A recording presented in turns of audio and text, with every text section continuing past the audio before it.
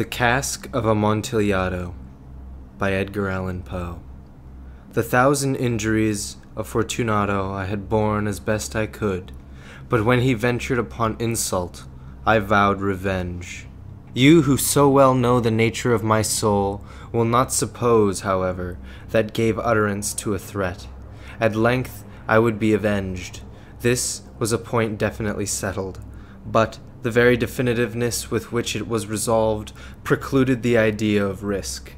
I must not only punish, but punish with impunity. A wrong is unredressed when retribution overtakes its redresser. It is equally unredressed when the avenger fails to make himself felt as such to him who has done the wrong. It must be understood that neither by word nor deed had I given Fortunato cause to doubt my goodwill. I continued, as was my way, to smile on his face, and he did not perceive that to my smile now was at the thought of his immolation. He had a weak point, this Fortunato, although in other regards he was a man to be respected and even feared. He prided himself on his connoisseurship in wine.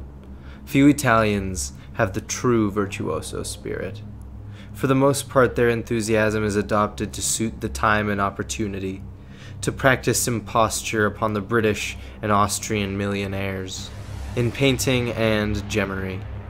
Fortunato, like his countrymen, was a quack, but in the matter of old wines he was sincere.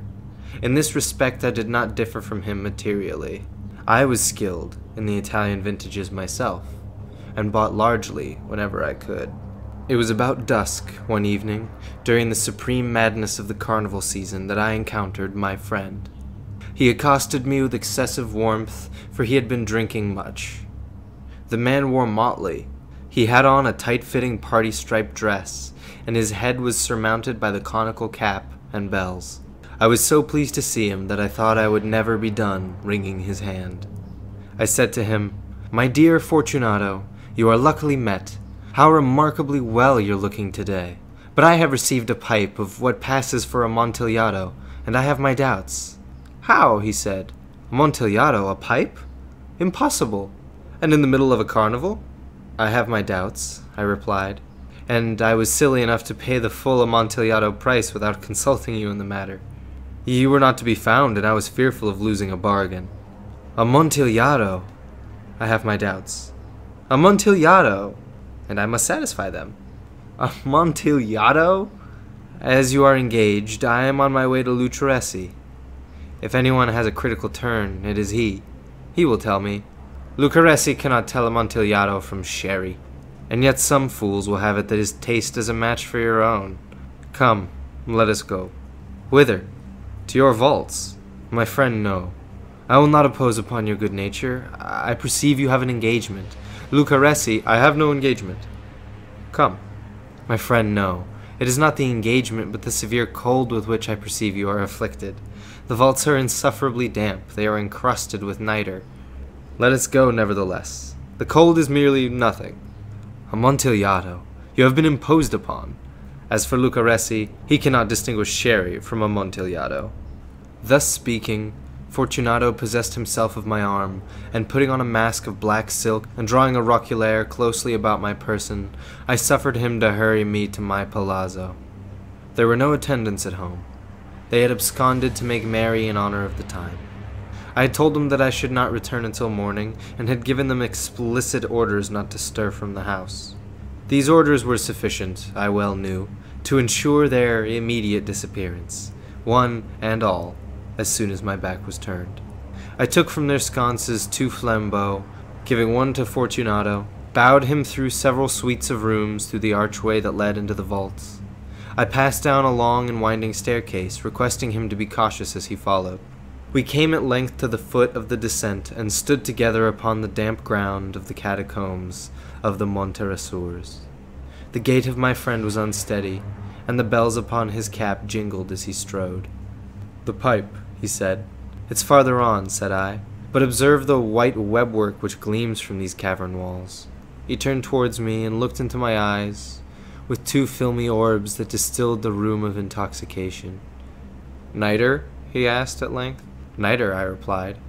How long have you had that cough? As he coughed, my poor friend found it impossible to reply for many minutes. It is nothing, he said at last. Come, I said. We will go back. Your health is precious. You are rich, respected, admired, beloved. You are happy, as once I was. You are a man to be missed. For me it is no matter. You will go back. You will be ill, and I cannot be responsible. Besides, there is Lucaresi. Enough, he said. The cough's a mere nothing. It will not kill me. I shall not die of a cough. True, true, I replied. And indeed I have no intention of alarming you unnecessarily. But you should use all proper caution. A draught of this medic would help defend us from the damps. Here I knocked off the neck of a bottle, which I drew from a long row of its fellows that lay upon the mold. Drink, I said, presenting him the wine. He raised it to his lips with a leer. He paused and nodded to me familiarly, while his bells jingled. I drink, he said, to the buried that repose around us. And I to your long life. He again took my arm, and we proceeded. These vaults, he said, are extensive. The Montresors, I replied, were a great and numerous family. I forgot your arms. A huge human foot d'or in an azure field. The foot crushes a serpent rampant whose fangs are embedded in the heel. And the motto? Nemo me pune lacassit. Good, he said. The wine sparkled in his eyes and the bells jingled. My own fancy grew warm with the medic. We had passed through the long walls of piled skeletons with casks and puncheons intermingling into the innermost recesses of the catacombs. I paused again, and this time I made bold to seize Fortunato by the arm above the elbow. The nitre, I said. See, it increases. It hangs like moss upon the vaults. We are below the river's bed. The drops of moisture trickle among the bones. Come, we will go back here. It is too late. Your cough. It is nothing, he said. Let us go on, but first another draught of the medic. I broke and reached him a flagon of the de Grave. He emptied it in a breath. His eyes flashed with a fierce light. He laughed and threw the bottle upwards with a gesticulation I did not understand. I looked at him in surprise. He repeated the movement, a grotesque one. Do you not comprehend? He said. Not I replied. Then you are not of the Brotherhood. How? You are not of the Masons. Yes, yes, I said. Yes, yes. You? Impossible. A Mason? A Mason, I replied. A sign, he said. A sign. It is this, I answered, producing from beneath the folds my roquelaire, a trowel. You jest, he exclaimed, recoiling a few paces. But let us proceed to the Amontillado. Be it so, I said, replacing the tool beneath the cloak and again offering him my arm. He leaned upon it heavily. We continued our route in search of the Amontillado.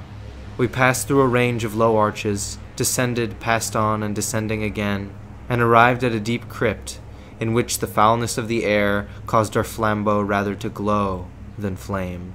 At the most remote end of the crypt, there appeared to be another less spacious. Its walls had been lined with human remains, piled to the vault overhead in the fashion of the great catacombs of Paris. 3 sides of this interior crypt were still ornamented in this manner. From the 4th side, the bones had been thrown down, and lay promiscuously upon the earth, forming at one point a mound of some size. Within the wall thus exposed by the displacing of the bones, we perceived still an inner crypt, or recess, in depth of about 4 feet, in width 3, in height 6 or 7. It seemed to be constructed for no especial use within itself, but formed merely the interval between 2 of the colossal supports of the roof of the catacombs, and was backed by one of their circumscribing walls of solid granite. It was in vain that Fortunato, uplifting his dull torch, endeavored to pry into the depth of the recess. Its termination the feeble light did not enable us to see. Proceed, I said. Herein is the Amontillado. As for Lucaresi, he is an ignoramus, interrupted my friend as he stepped unsteadily forward, while I followed immediately at his heels. In niche, and finding an instant he had reached the extremity of the niche, and finding his progress arrested by the rock, stood stupidly bewildered. A moment more and I had fettered him to the granite. In its surface were 2 iron staples, distant from each other about 2 feet horizontally. From one of these depended a short chain, from the other a padlock. Throwing the links about his waist, it was but the work of a few seconds to secure it.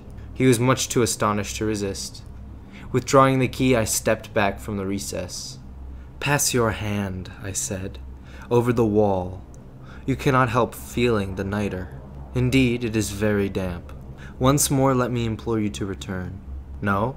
Then I must positively leave you. But I must first render you all the little attentions in my power." "The Amontillado!" ejaculated my friend, not yet recovered from his astonishment.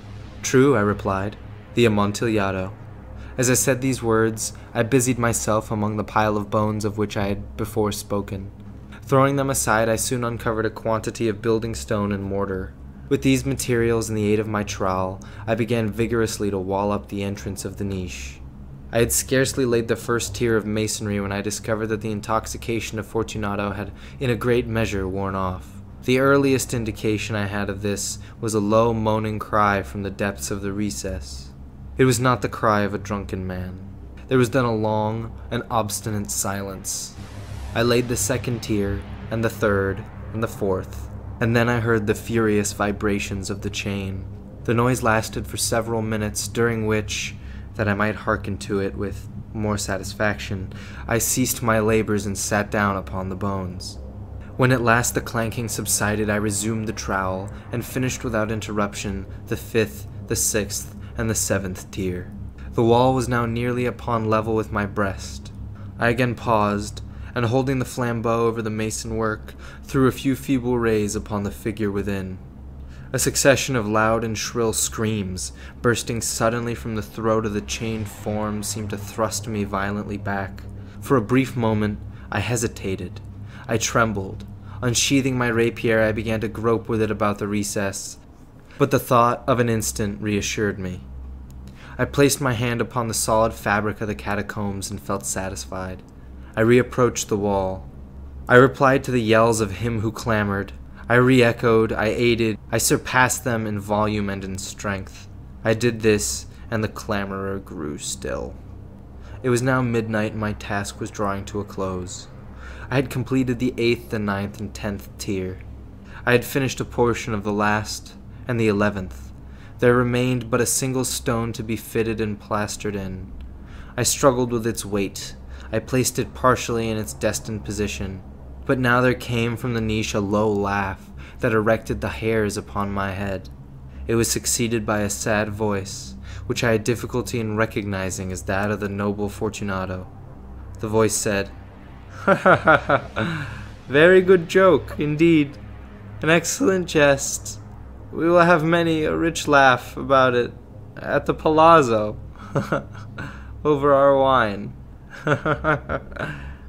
"The Amontillado," I said.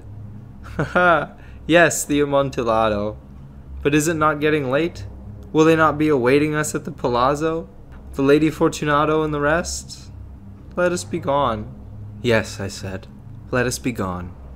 "For the love of God, Montresor." "Yes," I said.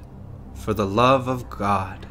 But to those words I hearkened in vain for a reply. I grew impatient. I called aloud, "Fortunato!" No answer. I called again, "Fortunato!" No answer still. I thrust a torch through the remaining aperture and let it fall within. There came forth in return only a jingling of the bells. My heart grew sick. It was the dampness of the catacombs that made it so. I hastened to make an end to my labor. I forced the last stone into its position. I plastered it up. Against the new masonry I re-erected the old rampart of bones. For the half of a century, no mortal has disturbed them. In pace requiescat.